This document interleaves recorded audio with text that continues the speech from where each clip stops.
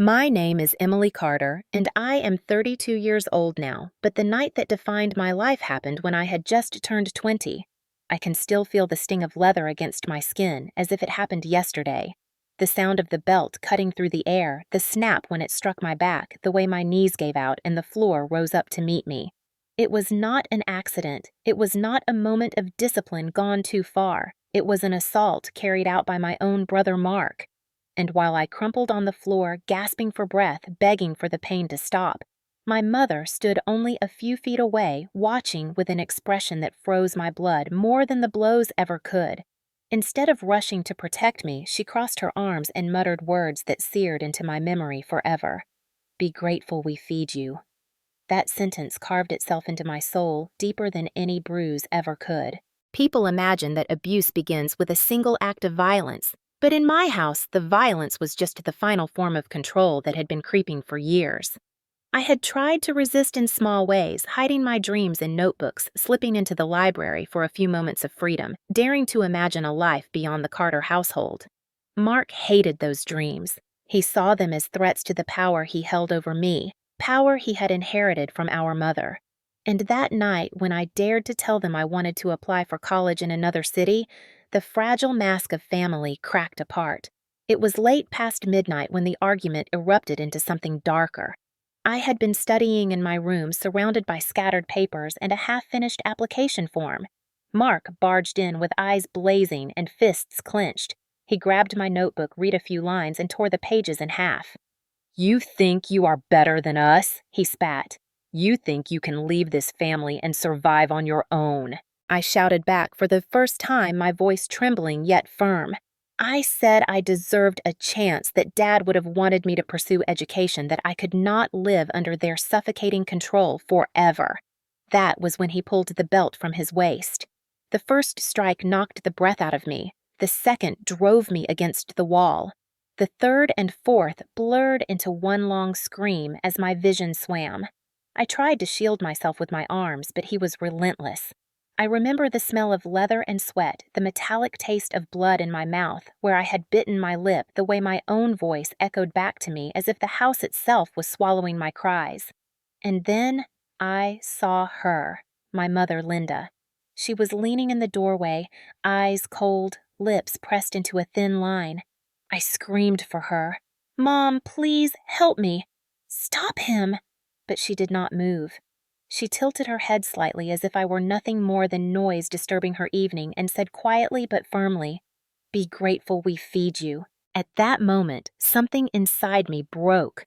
Not just bones or skin, but trust, hope, the belief that a mother would always protect her child. The blows kept coming until my legs buckled and I collapsed on the floor, my cheek pressed against the cold wooden boards. My breaths came in shallow gasps. My vision narrowed, and my last thought before darkness swept in was that perhaps they had finally succeeded in silencing me forever. But they were wrong. That night did not end me. It created the woman who is speaking to you now, the woman who will tell you everything that led up to that moment, and everything that came after, because silence is the weapon of abusers, and breaking silence is how we survive. When people hear about the night my brother Mark beat me with a belt until I collapsed, they often assume the violence started suddenly. They think it must have been a shocking outburst from someone who had never shown such rage before. The truth is, violence almost never begins that way. It creeps in like water, seeping through cracks, wearing down everything slowly until one day the foundation gives way. To understand how I ended up on that floor gasping for breath with my mother's cold words ringing in my ears, I need to take you back to the beginning. My childhood, at least the first 8 years, was not perfect, but it was safe. My father, David Carter, was a construction worker who came home every evening smelling of sawdust and sweat, but always carrying a smile for me. He would scoop me up in his arms, lift me onto his shoulders, and let me touch the stars in my imagination as we gazed at the night sky together. On weekends, he took me to the park, bought me ice cream, and sat through every school play, even if my role was just a tree in the background. My mother, Linda, worked part-time at a local diner, and though money was always tight, she was warm and attentive in those days. We had movie nights on Fridays, board games on Sundays, and she tucked me in every night with a kiss on the forehead. Those were the years when love felt simple, when family meant protection and laughter. Everything changed the year my father died. It was an ordinary day when the call came. There had been an accident at the construction site. A steel beam had fallen and he had not survived. I remember my mother collapsing in the kitchen, her sobs shaking the floor beneath me, and me standing frozen, clutching the corner of the table, too young to understand that life had just been split into before and after. In the months that followed, grief hollowed out our home. My mother worked double shifts to keep us afloat. I tried to be brave, to help with chores, to smile so she would not cry, but nothing could fill the void my father left. Still, despite the hardship, the bond between my mother and me grew stronger. We were a team surviving together. For 4 years, it was just us clinging to each other in a world that felt unstable. Then when I was 12, the balance shifted. My brother Mark, who was 3 years older, began to change. He had always been a bit moody, but he started to adopt a sense of authority that went far beyond normal sibling rivalry. He would tell me what to do, demand I hand over the remote, or order me to clean his room. At first, I laughed it off, but my mother started to reinforce his behavior. "Listen to your brother," she would say. "He knows best." It seemed harmless at first, almost like she was leaning on him as a substitute for my father.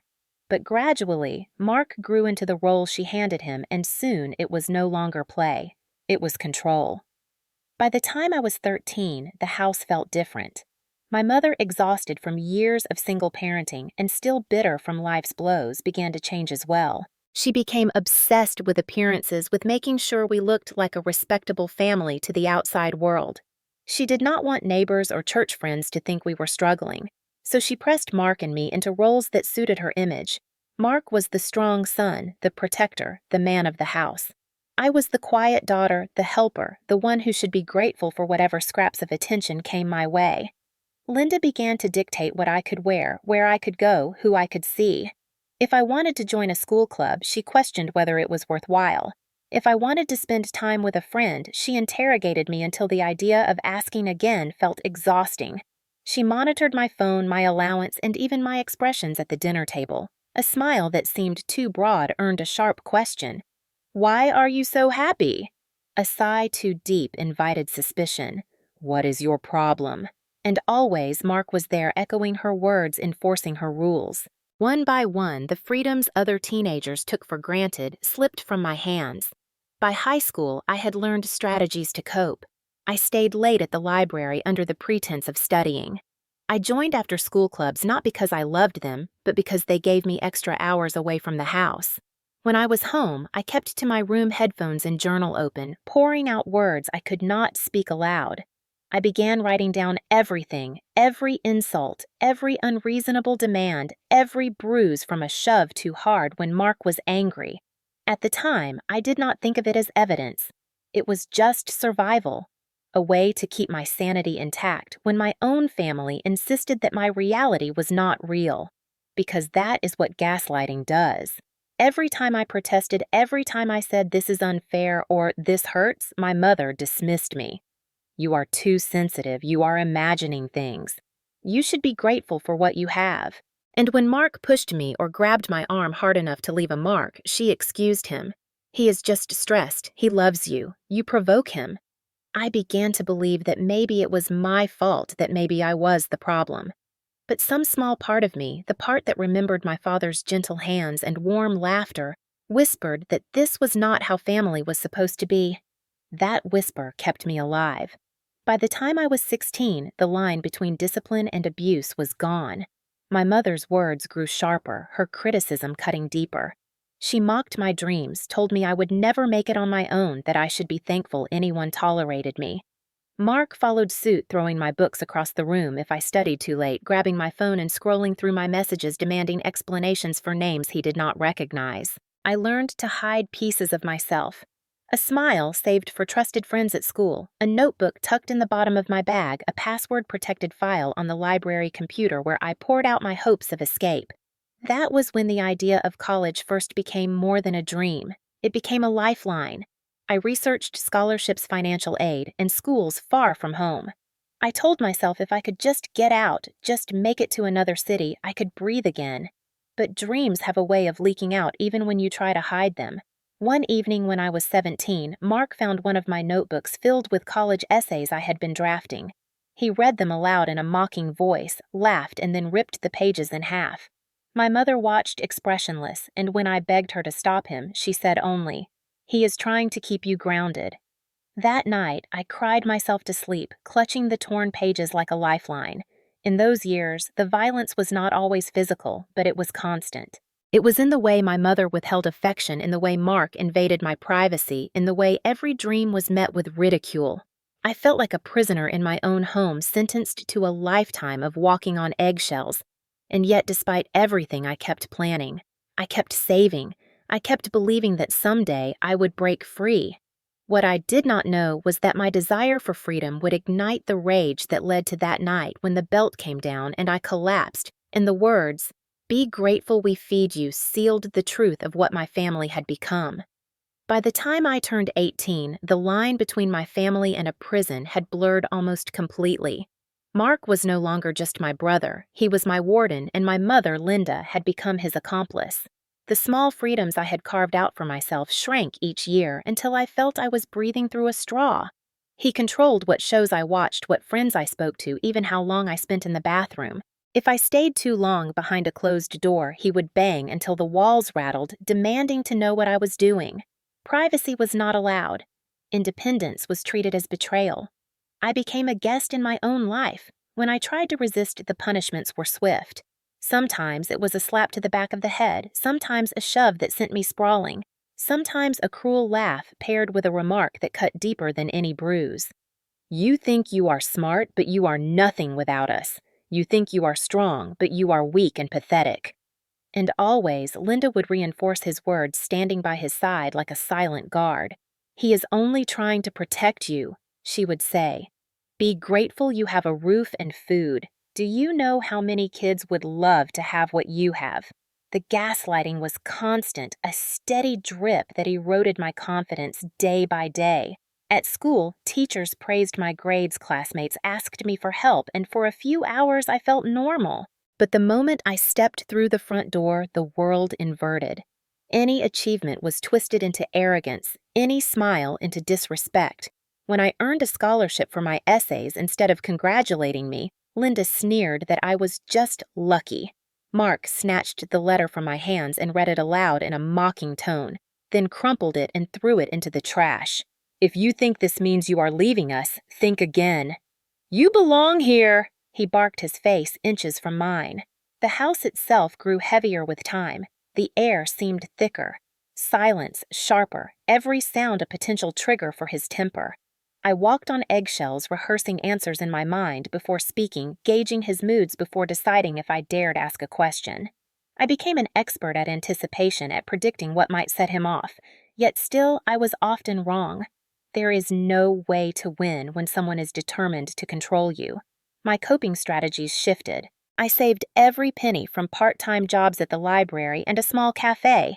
I hid the money in a hollowed-out book I had bought at a thrift store, the pages glued together with care. I kept my journal locked with a tiny key I wore on a chain under my shirt. I began gathering evidence without realizing it, snapping pictures of bruises in the mirror, recording the sound of arguments on a cheap tape recorder. At the time, it felt like a secret rebellion, a way to prove to myself that I was not crazy, that what was happening was real. There were nights when I lay in bed, staring at the ceiling, rehearsing escape plans. If I could just hold out until graduation, if I could just secure enough money, I could run. I imagined myself in a dorm room, surrounded by books, free to breathe without fear of footsteps outside my door. Those daydreams were my oxygen. But Mark seemed to sense my inner rebellion. The more I planned, the more suspicious he became. He rifled through my drawers, read my messages, grilled me about where I went and who I spoke to. He accused me of hiding things, of betraying the family. Sometimes he would corner me in the hallway, his breath hot and foul, and hiss, "If you ever try to leave Mom, and I will make sure you regret it." I remember one particular evening when the tension boiled over. I had stayed late at the library, losing track of time in the safety of its quiet aisles. When I returned home, Mark was waiting. "Where were you?" he demanded. "At the library," I replied, heart pounding. "Show me proof," he snapped. I pulled out a book I had borrowed, but he slapped it from my hands. "Do not lie to me, Emily." His voice was low, dangerous. He shoved me against the wall, his arm pressing into my chest. My mother emerged from the kitchen, eyes narrowed, but instead of intervening, she said, "Do not provoke your brother. You know how he gets." I felt rage rise within me, a desperate scream trapped in my throat, but I swallowed it down. Arguing was useless. The walls of that house absorbed my cries and returned only silence. The violence escalated slowly like a tide, creeping higher on the shore. It was not always belts or fists. Sometimes it was the way Mark grabbed my wrist until the bones ground together, or the way he pushed me hard enough that I stumbled into furniture, leaving bruises that lasted for days. Sometimes it was psychological, like locking me out of the house for hours in the cold because I had spoken back, or tearing up my homework minutes before it was due. Each act reinforced the message, "You have no power, you belong to us." Linda grew colder as well. She stopped cooking meals I liked, stopped celebrating my birthdays, stopped acknowledging any need I had beyond the bare minimum. Food became another tool of control. If I displeased them, dinner was withheld. If I resisted, I was reminded of her favorite phrase, "Be grateful, we feed you." That sentence became a refrain in our house, an anthem of cruelty dressed as generosity. By the time I turned 19, I felt hollowed out. I existed, but I did not live. Yet the ember of defiance still glowed inside me. I continued saving money, continued applying for scholarships, continued writing essays in secret. Each small act of resistance was a seed I planted for a future I refused to surrender. But the closer I came to freedom, the more dangerous the situation became. Abusers can sense when control is slipping, and they tighten their grip. Mark grew more violent, more unpredictable. One afternoon, he caught me filling out another application. He ripped the paper from my hands and slapped me so hard my head snapped to the side. "You will not embarrass this family by running away," he shouted. "You are ours." I stumbled back, tears burning my eyes, but inside I repeated to myself, "Not forever. Not forever." The walls of that house echoed with fear, but inside me, hope persisted. It was fragile trembling, but alive. I knew I was nearing a breaking point. Either I would escape, or I would be destroyed. And so I kept planning, kept hiding my small rebellions, unaware that the storm was about to break, and the night with the belt would arrive, turning all my whispered fears into brutal reality. The night everything shattered began, like so many others, heavy with tension and unspoken rules. I was 20 years old, sitting at the small desk in my room with papers spread across every inch of the surface.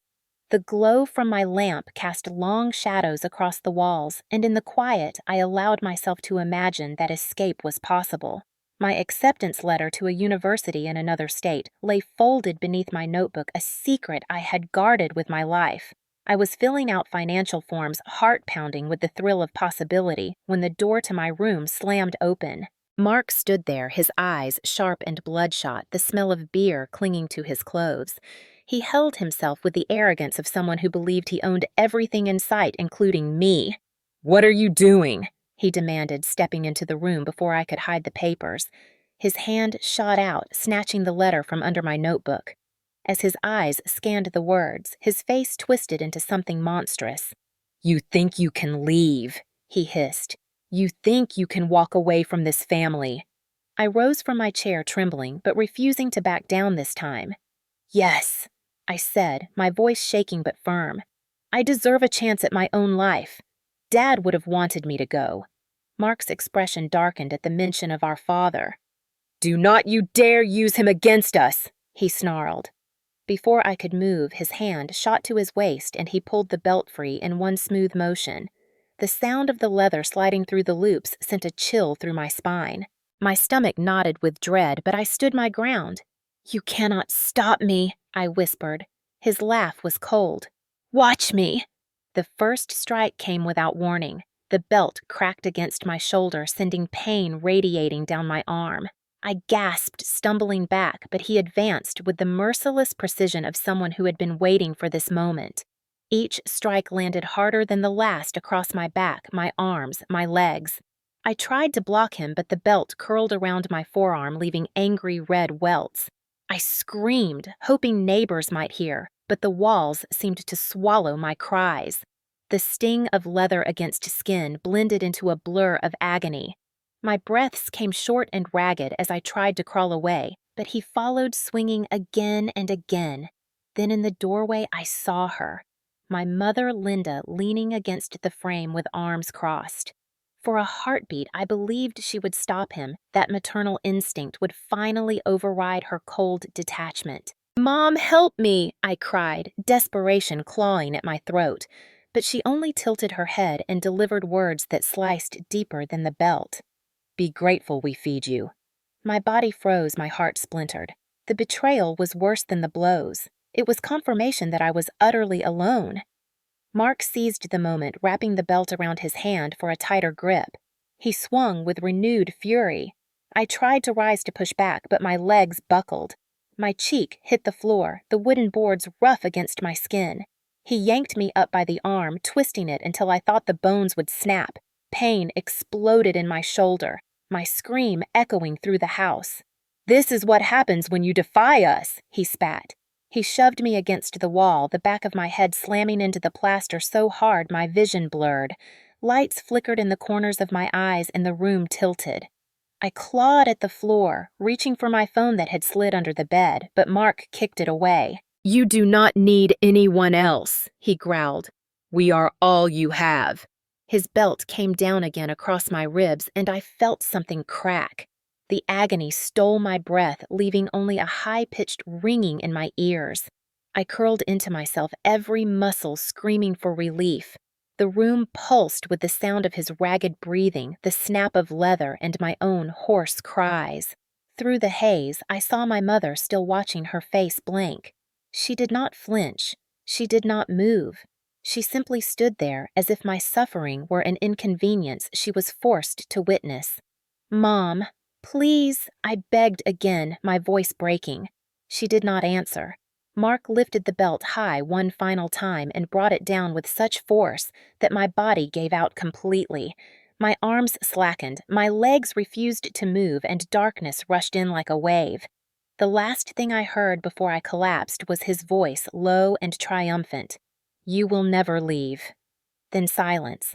When I opened my eyes again, the world was blurry. The floor beneath me was cold, my body heavy, every nerve screaming in pain. I tried to push myself up, but nothing responded. The metallic taste of blood coated my mouth, and each shallow breath burned my lungs. Above me, I heard footsteps retreating, the belt snapping back into place as Mark walked away. My mother's figure lingered a moment longer, then vanished down the hall without a word. I was left broken on the floor, abandoned by the very people who should have loved me. As consciousness slipped again, a single thought anchored itself in my mind. If I survived this, I would never forgive, I would never forget, and I would never stop until they faced the consequences of what they had done. When I finally regained full consciousness, the first thing I noticed was the beeping of a heart monitor. The sterile smell of antiseptic filled my nose, and harsh fluorescent lights pierced my eyes. My body felt like it had been set on fire and then dropped from a height, every rib aching, every limb heavy. I tried to move, but a sharp pain in my side forced a cry from my throat.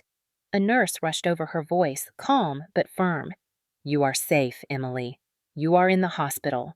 Do not try to move too quickly." The word safe barely registered. How could I be safe when the people who hurt me were my own blood? The memories rushed back with brutal clarity.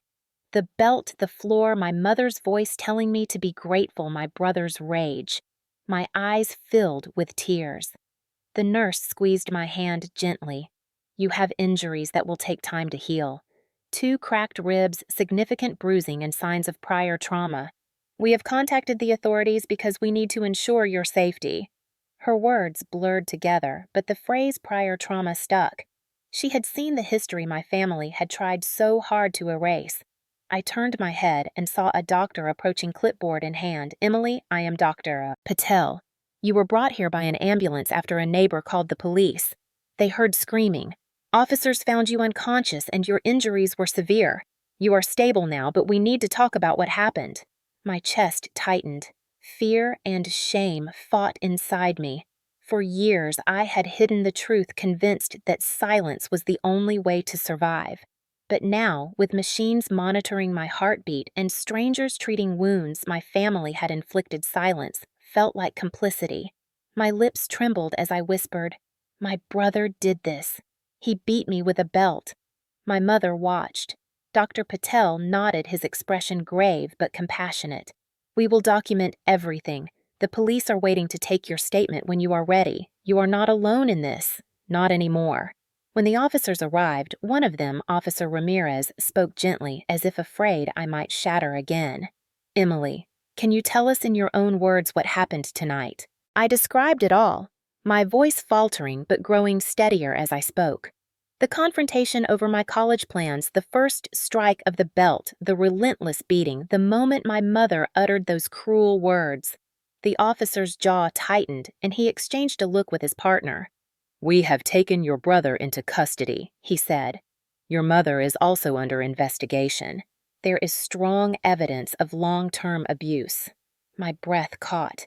They were finally seeing what I had lived with for years. The walls of silence were cracking. Later, as the night bled into morning, I lay in the hospital bed listening to the rhythmic beeping of the machines. Every inhale reminded me of fractured ribs. Every exhale carried both pain and release. For the first time, the weight was not only on me. Others knew now. There was evidence beyond my word. A social worker named Karen came to see me that afternoon. She had kind eyes and a firm voice. "Emily, you are very brave. What happened to you was not your fault. We are here to help you, but you must understand this is a process. There will be investigations, hearings, maybe even a trial. Are you willing to cooperate?" I hesitated, fear pressing down like a stone. Facing them again felt unbearable. But then I remembered the words, "Be grateful we feed you." I remembered the sting of leather and the taste of blood. I forced myself to nod. "Yes, I will cooperate." "Good," Karen said. "This is the first step to reclaiming your life." Over the next days, my room became both sanctuary and battlefield. Doctors treated my injuries, nurses monitored my progress, and investigators came to collect details. They photographed every bruise, every welt, every scar. They documented the old injuries that had faded but not disappeared. My journals rescued from the house by the police became crucial evidence. For the first time, my words were not dismissed. They were proof. News trickled in. Mark was being held without bail. Linda had been charged with child endangerment and neglect. She had tried to claim that Mark had lost control and she was powerless, but neighbors had testified to years of shouting, slamming doors, and the constant sound of conflict from our house. One neighbor even produced a recording from their phone capturing my screams and Mark's voice on the night of the attack. The walls of secrecy were collapsing, and with them, the power my family had held over me. I should have felt relief, and part of me did, but there was also grief. Grief for the father I had lost, for the mother who had chosen cruelty over compassion for the years stolen from me by fear. At night, I cried quietly into the hospital pillow, wondering if I would ever truly feel whole again. Yet each morning I woke to find myself still breathing, still fighting, and that in itself was a kind of victory. One morning, Dr. Patel sat by my bed. "Emily, your body will heal with time, though you may always have some pain in your ribs. The deeper wounds, the emotional ones, will take longer. I suggest therapy support groups and building a community outside the shadows of your past. You have already taken the hardest step by speaking the truth." His words settled into me like seeds. Perhaps there was a future beyond this. Perhaps I could carve a life not defined by the cruelty of my family, but by my own choices. As I closed my eyes that evening, listening to the steady beat of the monitor, I promised myself that if I had survived this far, I would survive what came next. And I would make sure that the people who broke me were held accountable in a court of law where silence could no longer shield them. 3 months later, I stood outside the courthouse, my ribs still tender beneath the fabric of my blouse, my heart pounding with the weight of what was about to happen. The air was sharp and cool, filled with the murmur of voices and the click of reporters' cameras. For so long I had been invisible, my pain hidden behind the walls of my family home. Now the world would hear the truth. Beside me stood Karen, the social worker, who had guided me through every step of the process. She placed a steadying hand on my shoulder. "Emily, you are ready. Do not let their presence intimidate you. You have the truth, you have the evidence, and you have your voice." I nodded, swallowing the lump in my throat. My knees trembled, but I refused to let fear dictate my steps. When we entered the courtroom, I felt all eyes turn toward me. At the defense table sat Mark, dressed in a crisp suit that did not disguise the coldness in his eyes. His jaw was set, his expression a mask of defiance. Next to him was Linda, her hair neatly styled, her lips pursed as if she were the victim of some great injustice. She refused to look at me, her gaze fixed on the table in front of her. Seeing them there together, united in silence, sent a chill through me, but I lifted my head and walked to the seat beside the prosecutor. The prosecutor, Ms. Daniels, was a woman with sharp eyes and a calm voice that carried authority. She had told me during our meetings that our case was strong. We had photographs of my injuries, medical reports, neighbors' testimonies, my journals, and the recording of my screams. Mark's history of aggression was clear, and Linda's neglect was undeniable. Still sitting across from them made me feel like a child again, powerless and small. But this time, I was not alone. The proceedings began with opening statements. Ms. Daniels spoke first, her words crisp and unwavering. "This is not a case of discipline gone too far. This is a case of prolonged abuse of violence committed by a brother who believed he had the right to control and harm his sister, supported by a mother who chose silence and cruelty over protection. Tonight, you will hear the evidence, you will see the proof, and you will understand why Emily Carter deserves justice." Mark's attorney rose next, a tall man with slicked-back hair and a voice dripping with confidence. He painted a picture of me as unstable, rebellious, and manipulative. He claimed Mark had only tried to restrain me when I became hysterical, that I had fabricated my journals to paint myself as a victim, that Linda was a struggling single mother doing her best. The words stung, but I gripped the edge of the bench and reminded myself of the truth. Lies are loud, but the truth endures. When it was my turn to testify, I walked to the witness stand with my heart pounding so hard I thought the whole room could hear it. I swore to tell the truth, then looked directly at the jury. My voice shook at first, but as I described the years of control, the gaslighting, the constant erosion of my freedom, a steadiness grew inside me. I recounted the night of the beating, every blow of the belt, every plea for help, the exact words my mother had spoken. "Be grateful we feed you." Gasps rippled through the courtroom. The prosecutor showed the photographs of my bruises, the medical reports, and then played the neighbor's recording. The sound of my screams echoed through the silent room, followed by Mark's voice, harsh and angry. Several jurors shifted uncomfortably, one woman wiping away tears. When the defense attorney cross-examined me, he tried to rattle me with rapid questions. "Is it not true that you resented your brother? That you wanted to leave your family and fabricated this story to justify it? That your journals were written with the intent to frame them?" I took a deep breath before answering each one. I resented the abuse, I said firmly. I wanted to leave because I deserved a life free of fear. And my journals were not fabricated, they were my survival. He pressed harder, raising his voice, but I refused to falter. Each word I spoke was a brick in the wall of truth I was building around myself. When Linda took the stand, my stomach twisted. She looked smaller than usual, her shoulders hunched, her voice trembling. At first, she tried to defend herself, claiming she had been powerless, that Mark had acted out of stress, and she had frozen in fear. But under cross-examination by Ms. Daniels, her mask cracked. "Isn't it true that you often repeated the phrase, 'Be grateful we feed you,' when Emily protested?" Linda hesitated, then whispered, "Yes." "Isn't it true that you saw Mark hit Emily on multiple occasions and chose not to intervene?" Her lips pressed tight, then she nodded. The jury watched her crumble, the weight of her choices finally visible. For years, she had told me I was imagining things, that I was ungrateful. Now she was admitting the truth under oath. Mark's defense collapsed further when witnesses testified. Neighbors described hearing shouting and violence for years. One woman described seeing me with bruises on my arms and legs as a teenager. The doctor testified about my injuries, explaining how the cracked ribs and deep welts could not have been self-inflicted. The evidence was overwhelming. Through it all, Mark sat rigid, his jaw clenched, his eyes burning into me, but I refused to look away. For once, he could not silence me.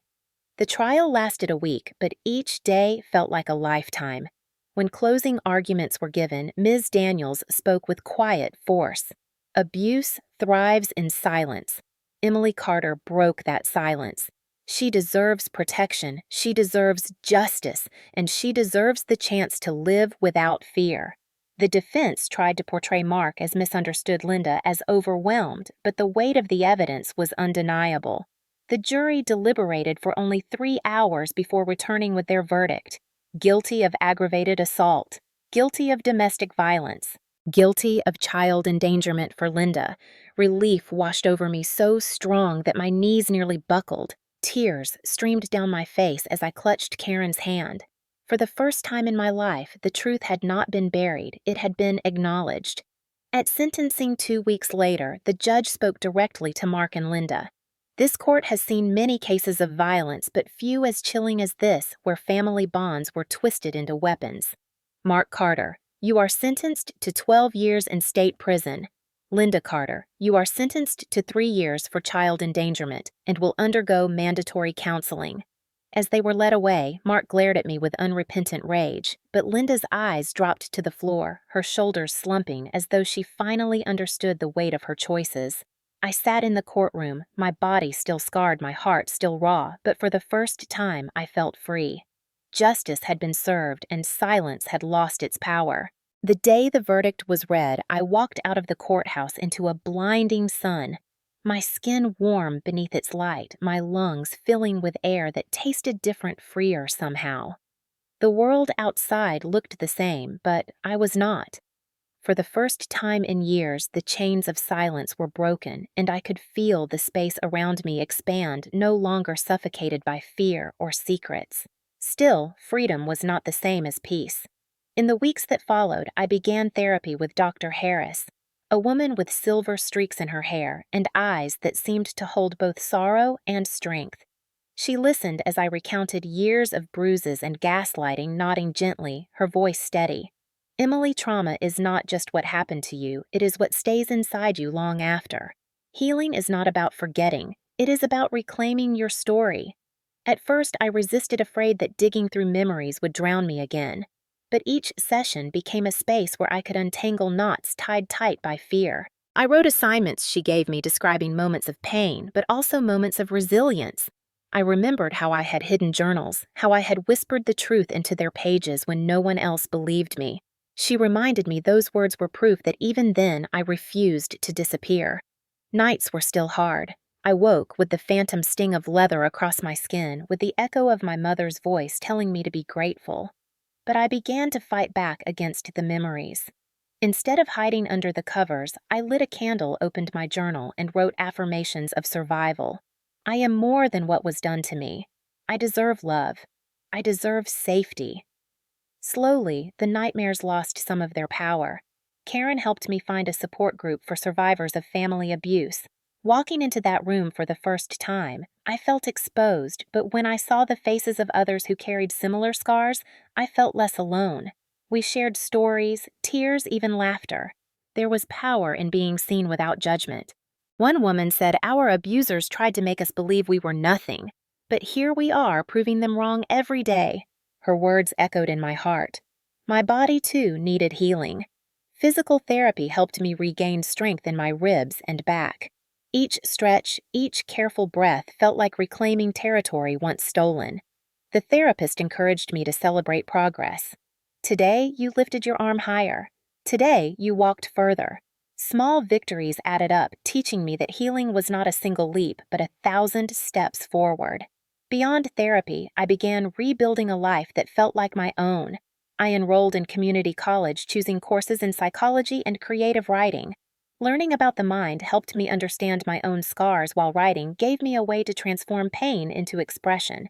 My professors praised my honesty and depth. One told me, "Emily, your words carry weight. They can help others who are lost in silence." That idea took root in me. Perhaps my story was not just for me. Perhaps sharing it could be a beacon. I started volunteering at a local shelter for women and children escaping abuse. The first time I read to a group of children, their eyes wide with both fear and hope, I felt my voice tremble. But as they leaned closer, listening to the story, I realized my voice was stronger than my fear. Week after week, I helped serve meals, offered hugs, and sometimes simply sat in silence with women whose pain mirrored mine. In those moments, I discovered that giving comfort also gave me healing. Yet healing was not a straight line. There were days I felt strong and days I felt broken again. Anniversaries of certain nights triggered waves of sorrow. Sometimes I heard Mark's voice in my mind or saw Linda's cold eyes in dreams. On those days, Dr. Harris reminded me, healing is not about never falling, it is about learning how to rise each time. You have already proven you can rise. My relationship with faith shifted too. As a child, I had prayed for protection that never seemed to come. As an adult, I began to see faith not as waiting for rescue, but as finding strength inside myself. Lighting candles, meditating, and writing prayers became part of my routine. I thanked the universe for survival, for allies, for the chance to rebuild. I asked not for an easy road, but for courage to walk it. Slowly, I began reconnecting with distant relatives who had once kept away from our household chaos. My aunt, who had moved states away years ago, reached out after hearing of the trial. She visited me, tears in her eyes, as she hugged me tightly. "Emily, I should have been there for you. I am so sorry." For the first time in years, I felt a piece of family warmth that did not burn. Together we cooked, laughed, and shared memories of my father before everything fractured. Rebuilding those bonds gave me hope that not all family ties were poison. Perhaps I could create new ones rooted in love and respect. As the months passed, I grew stronger, not just physically but emotionally. I celebrated small victories like sleeping through the night, laughing without guilt, and applying for scholarships. One evening, I stood by the window of my small apartment, the city lights glowing, and realized that the silence around me felt different now. It was no longer oppressive. It was peaceful. It was mine. Healing was not the end of my story, but the middle, a place where pain and strength coexisted. I still carried scars, but they no longer defined me. I defined myself.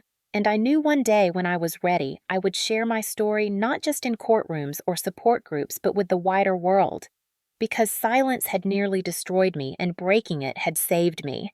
2 years after that night, when the belt came down on my skin and my mother told me to be grateful, I stood on a stage in a small community center holding a microphone. The room was filled with survivors, advocates, and neighbors who had gathered for a charity event supporting the shelter where I volunteered.